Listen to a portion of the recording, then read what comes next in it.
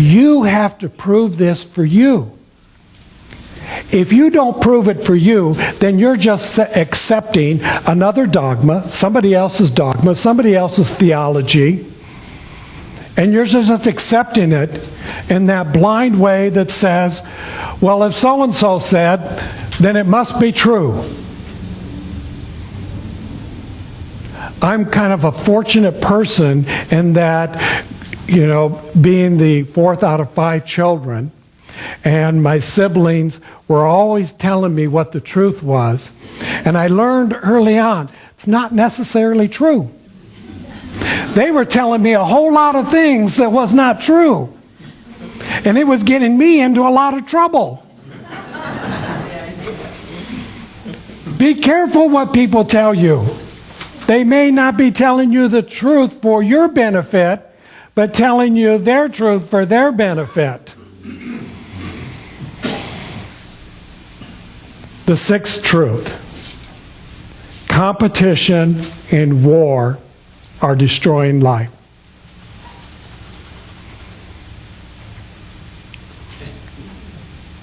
How simple could I make it? Competition and war destroy life. There's no explanation that needs to be given to that. That's really basic, common sense to understand that. So what's the alternative? Cooperation and nurturance.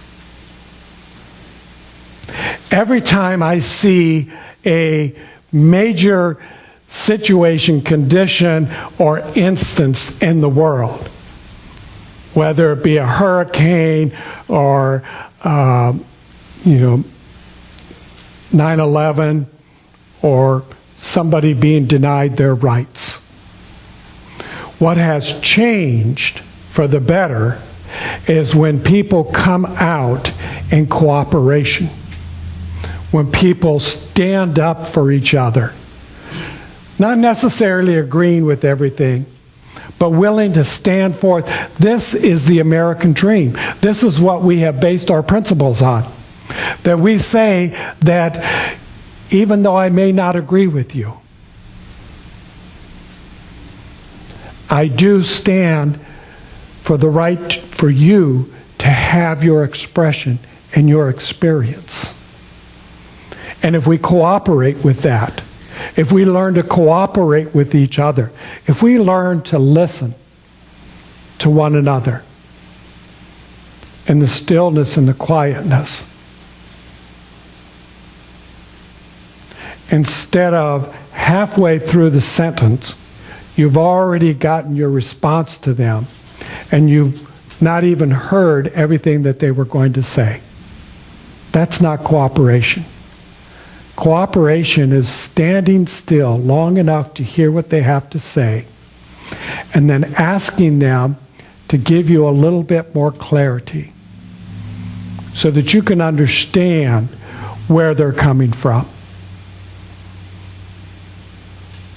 And then they will give you the opportunity to explain yourself. And in that way, we are nurturing each other to have the freedom and the ability and the right to express ourselves out of a place of authenticity that says, this is who I am and this is where I'm about. Because this comes from within. This comes from the infinite, the eternal, and the divine that I know that each and every one of us is.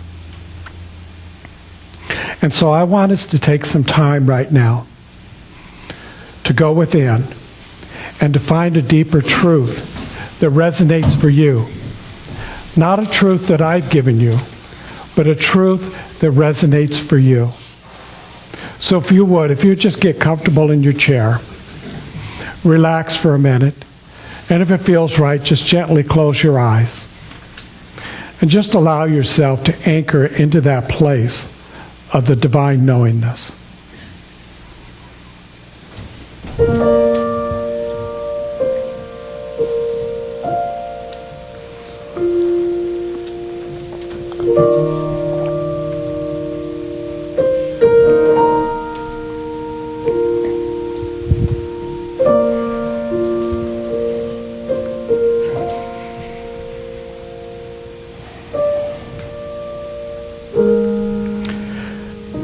Imagine, if you will,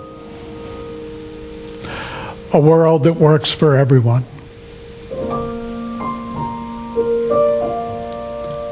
Where everyone is fed and nourished in a way that is satisfying and fulfilling. That everyone is educated in a way that matches their skills, their talents. That everyone is allowed to be their authentic self.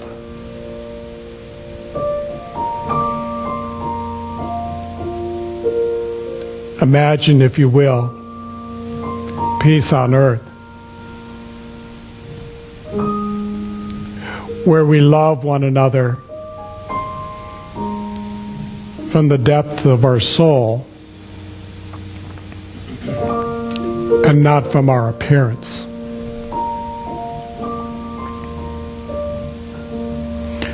Imagine, if you will, that you are the vessel that Spirit is working through right here and right now to transform life into a higher consciousness, into a greater truth, into a more joyful experience. And that, if you would, repeat after me, there is only one life. And this life is perfect. And this life is God's life. And this life is my life now. And so it is. So as you bring your awareness back into this room, ever so gently, I invite you this week to continue to ask yourself, what is my deep truth? What is my purpose? Where do I make a difference? And then put that into action and make this a world that works for everyone. Namaste.